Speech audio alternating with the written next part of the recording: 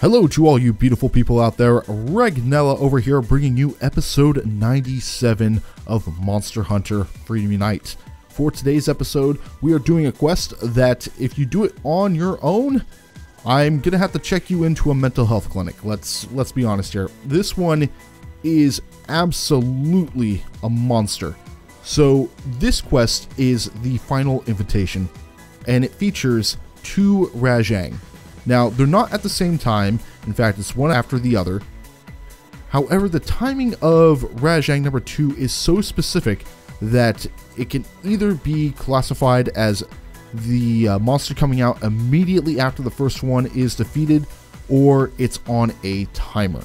And so I've been looking around trying to get an answer on whether or not it does come right after Rajang number 1 is first, or if it's on a timer, but I couldn't get a clear answer.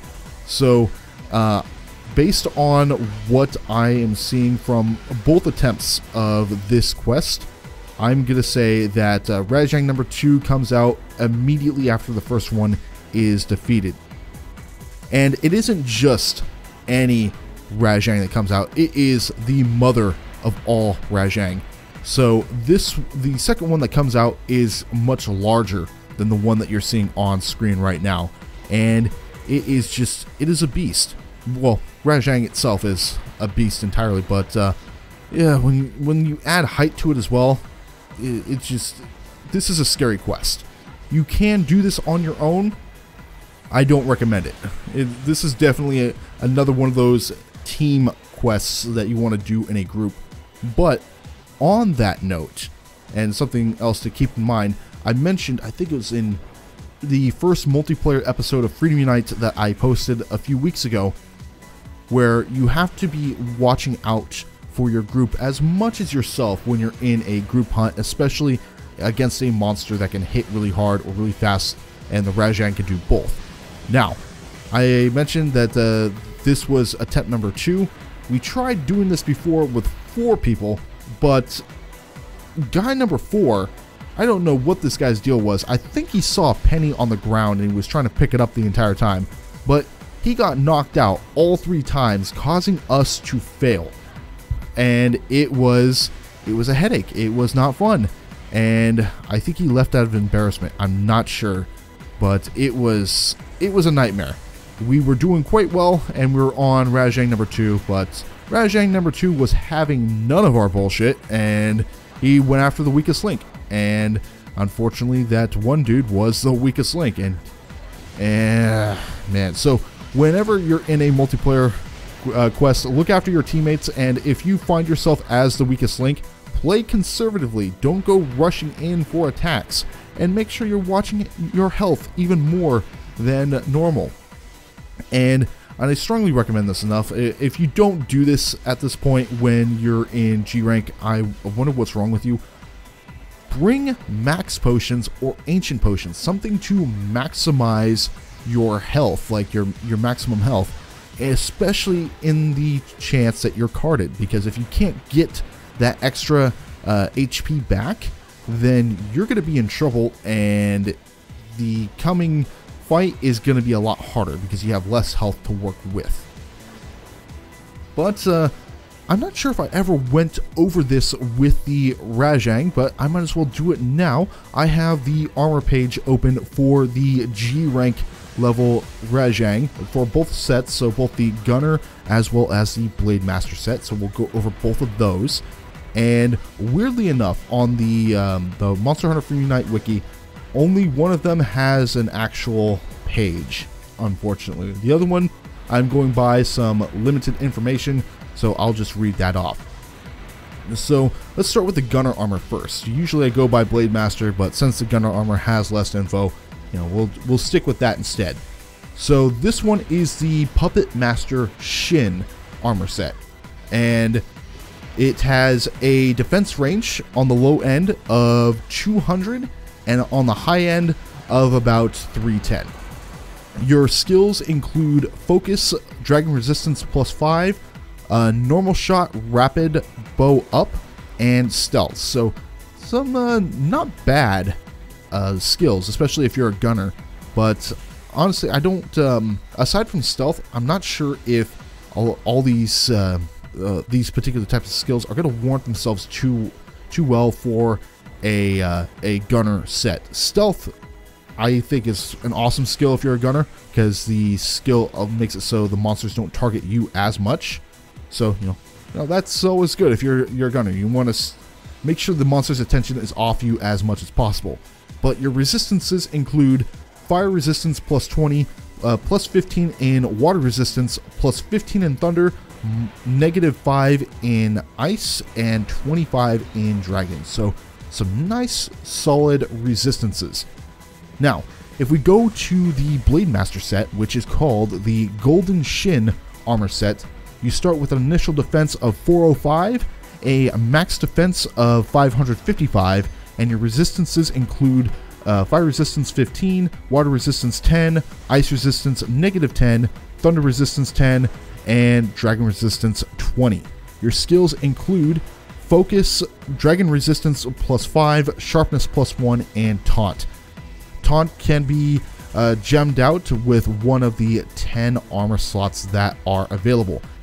And speaking of armor slots, going back to the Puppet Master Shin armor set, there are also, let's see, it looks like there's also 10 armor slots to play with there as well. So you can add a whole nother skill, a whole nother positive skill with the Gunner set, just to give yourself an extra edge. With the Blade Master set, instead of being stealthy, you're actually drawing the monster's attention, which that could be problematic. And in this case, you see how fucking big this guy is? Or gal? I don't know. This is a big Rajang. And I believe it comes out already in rage mode, so that's even scarier. This is a scary freaking monster. And so, much like with the first Rajang, our strategy is to try to trap it. That way we can get some free hits off. Because trying to attack or even counterattack this monster is dangerous. And that goes for any size or form of this monster. This is just a beast. So if you can keep it still with... ideally, you want to use a trap, but if you can't use a trap, then your flash bombs are going to be the next best option. You want to go that route. You don't want to give this monster an opportunity to attack back. Otherwise, well, bad things just happen. And, you know, we're trying to play it kind of conservatively, but none of us are really in it for healing or status boost with like a hunting horn, so we're just kind of winging it, and it is affecting us at some point. I really didn't want to do this with only 3 people, but whenever you're in an online gathering hall, or just about any Monster Hunter Quest for that matter, you're kind of taking a gamble of who's going to show up and who's willing to help you. So in this case, we've been waiting a while, and well, I was only able to get 2 people, so you know, let's just fuck it, let's do 3, and 3 we did, and thankfully we were able to do this with 3. Because that 4th guy was a liability for sure. And well, we got 1 person down, so that's never cool. But it's only the one time that person went down, so we still have another 2 times before we fail the quest. It's whenever that 2nd person goes down is when the sweat starts really starting to fill up your armpits. And you're starting to focus, and you're paranoid because you don't know if your teammates are competent enough to be able to go in like Evelyn over here, just fighting the Rajang instead of helping me and my other teammate lead it into the trap so we can get some free hits off. And you're up in a corner too, and in Freedom Unite, if you're in a corner for whatever reason, you are in big trouble. Why? Because hitboxes. Hitboxes are not on your side in this particular quest, and it's been abundantly clear for a long time, because hitboxes in this particular game are broken. This is a fantastic game, but it's going to dick with you, and so you don't want to take any chances, especially when the hitboxes are dickish on a monster this large and this powerful. And well, its roars can just knock you away. It doesn't look like it does any damage. I think that little damage there was based on chip damage, so you know, no big deal. But if it was a punch, then I'd be really concerned. But that's pretty much what it is with this video. We are ganging up on this final Rajang. The health of both of them is reduced because it is a multi-monster hunt, but that doesn't make this hunt any easier. It's still a very difficult hunt, and you don't want to be fucking around with something as dangerous as this monster. But just to sort of spoil the next quest in the lineup, which by the way, of the last few remaining recordings, I only have one more left to do, and I think you could guess which one it is based on the list of quests I know for a fact that I need to record. And there was one particular quest that I remembered but didn't get around to actually doing, and that was one of the quests that I had recorded. So that's going to be up next after this one, and I'm pretty excited about it, only because even though it's a monster we've done before, it is kind of a unique take on it, and I really like the design of the monster in question. But there we are. That's two Rajang, so a standard Rajang and the mother of all Rajang, down and out for the count. This is a hard quest, so make sure that you're well prepared for it. But in any case, thank you guys so much for watching. If you're interested in any of my other content, be sure to click on one of the annotations that will be featured at the end of this video, and I will see you next time when we take on the Rusted Kushala Deora. Take care, people.